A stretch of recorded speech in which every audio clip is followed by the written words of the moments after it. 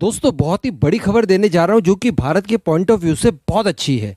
S-400 और Vladimir Putin दोनों ही जल्दी भारत आने वाले हैं। आप ये समझ लीजिए कि 50 दिनों से भी कम का समय बचा है जब हमें S-400 ना केवल डिलीवर्ड हो जाएंगे बल्कि हम इन्हें इंडक्ट भी कर देंगे एयरफोर्स में। ट्रेनिंग तो उसकी पहले ही हम लोग ले चुके हैं। तो क्या कुछ हुआ है, क्या खबर निकल कर आई है, मैं आपको इस वीडियो में बताने वाला हूँ।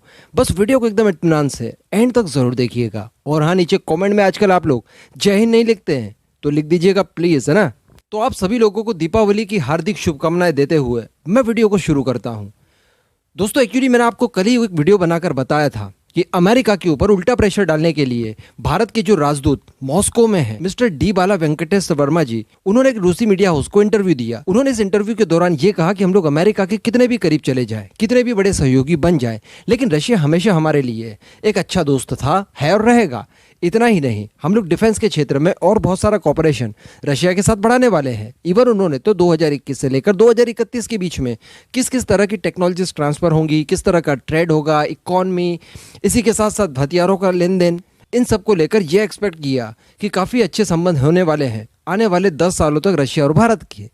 ऐसी परिस्थिति में दोस्तों जो अमेरिका काटसा प्रतिबंध भारत के ऊपर मढ़ने की कोशिश कर रहा है, इनको लेकर कहीं ना कहीं भारत ने संदेश दिया है अमेरिका को कि देखिए, अगर आप भारत के ऊपर किसी भी तरह का सैंक्शंस मढ़ते हैं तो इसके बाद हम लोग वापस रशिया के पाले में जाने के लिए पूरी तरह से तैयार हैं। और यही तो आप नहीं चाहते हैं। भाई 75 ईयर्स हो चुके हमें आज़ादी को, आज तक भारत और अमेरिका के बीच में क्यों नहीं बनी? क्योंकि अमेरिका हमेशा से भारत को रशिया के पाले में नहीं बल्कि अपने पाले में देखना चाहता था और ऐसा हो नहीं पा रहा था। इस वजह से अमेरिका और भारत के बीच में रिलेशनशिप कभी भी अच्छे नहीं रहे हैं। तो बड़ी मुश्किल से ये जो रिलेशनशिप पटरी पर आए हैं, ऐसी परिस्थिति में आप फिर से भारत जैसा एक सहयोगी खो देंगे। तो यहाँ पर भारत ने अमेरिका के ऊपर प्रेशर डालने के लिए इस तरह का बयान दिया। लेकिन दोस्तों इसी के साथ साथ हम सब जानते हैं कि इसी साल के अंत से पहले भारत को न केवल S-400 डिलीवर्ड हो जाएंगे बल्कि इनका इंडक्शन भी इंडियन एयरफोर्स में कर दिया जाएगा। इसकी ट्रेनिंग हम लोग ऑलरेडी ले चुके हैं। इसी के साथ साथ दोस्तों जो बताया जा रहा है कि भारत और रशिया के बीच में होने वाले वार्षिक सम्मेलन को लेकर व्लादिमीर पुतिन खुद भारत आने वाले हैं, और वो भी इस साल के अंत तक यानी दिसंबर तक उनकी एक ट्रिप होने वाली है भारत में, जो कि पिछले साल कोविड-19 की वजह से नहीं हुई थी। काफ़ी समय से ये परंपरा चली आ रही है, एक साल भारत के प्राइम मिनिस्टर जाते हैं और एक साल रशियन प्रेसिडेंट भारत आते हैं। तो यहाँ पर ढेर सारी कॉपरेशन की बातें होती है, डिफेंस डील्स होती हैं। तो इसी सब को लेकर व्लादिमीर पुतिन खुद भारत आने वाले हैं। इसी समय पर S-400 भी आ रहा है। तो आप ये कह सकते हैं कि व्लादिमीर पुतिन खुद S-400 की डिलीवरी करने भारत को आ रहे हैं। हालांकि यहाँ पर मैं आपको बता दूं कि S-400 की डील तो हम लोग कर ही चुके हैं, उसकी तो डिलीवरी मिल रही है। लेकिन आने वाले समय के लिए क्या प्लानिंग है, किन किन हथियारों को लेकर व्लादिमीर पुतिन भारत को ऑफर दे सकते हैं? तो दोस्तों जो संभावित चीजें हैं जिनके ऊपर हर हाल में बात होनी है, उनमें से एक है T-90 टैंक, कुछ राइफल्स वगैरह है, AK-203, इसी के साथ साथ एडिशनल जो 12 की संख्या में हमें Su-30 MKIs चाहिए, उनको लेकर चर्चा होगी। जो हमारे क्रैश वगैरह हो गए हमारी प्लेट को कंप्लीट करने के लिए, इतने हमें फिर से चाहिए।